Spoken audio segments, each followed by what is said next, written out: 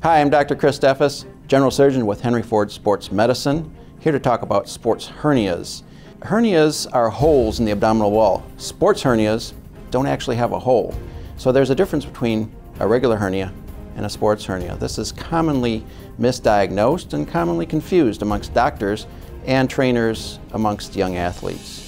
When an athlete has pain in the groin area, we suspect that there's a hernia, but it may just be a sports hernia, which is better termed a tear, or what we call pubic myalgia, which is just a painful muscle. Treatment for a sports hernia usually starts with rest, ice, heat, stretching, and other conservative measures. In cases where the sports hernia persists for months at a time, surgery may be necessary. However, surgery will leave the athlete debilitated for quite some period of time, so it has to be carefully considered and again discussed with a general surgeon. I'm Dr. Chris Steffes, General Surgeon with the Henry Ford Sports Medicine team. Download our sports medicine app and learn more at henryford.com/sports. The Sports Medicine Minute is presented by Henry Ford Sports Medicine. Together, we can.